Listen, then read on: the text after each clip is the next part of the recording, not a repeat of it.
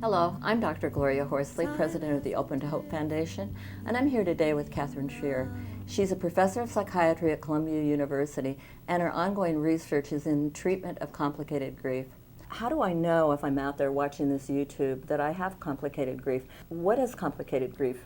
And your question is a very good one, because grief, of course, is a very, very unique, in a way, and difficult experience for people.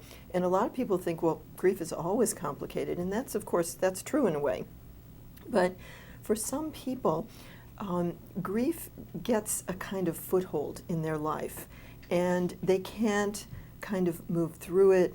They can't make any kind of peace with the death of someone that they've been very, very close to, that they love very much.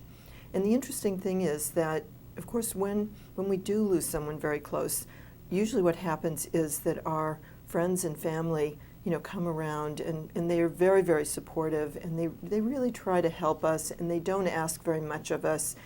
And then gradually over time, they start encouraging us to move back out into the world in different ways. Most people actually end up following more or less that timetable. I mean, there's a rhythm that occurs for most people.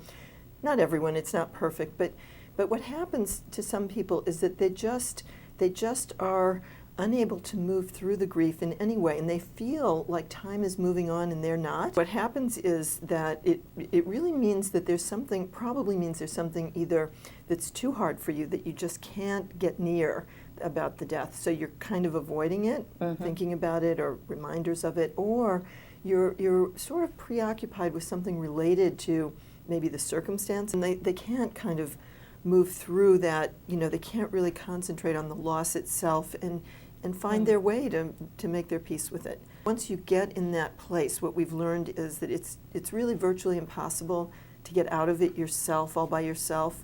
And if your friends and family, like you said, are saying, well, honey, move on, stop wallowing in this. Right, and they may be giving you a cue that it's more complicated than you think. Exactly. So where do I go? What do I do? So then you need professional help. And you can go, we actually run programs.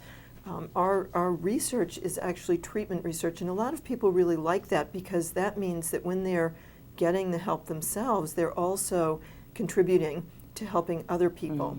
And a lot of people, really, really want to do that.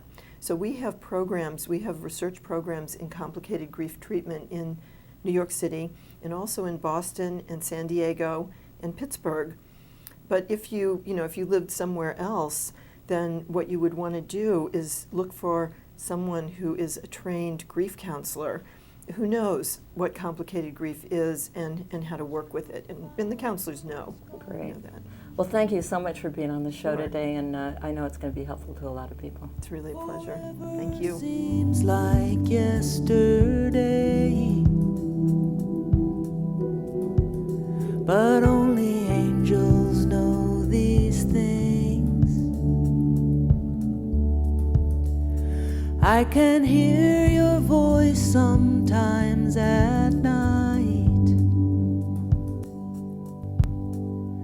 and it echoes through the day.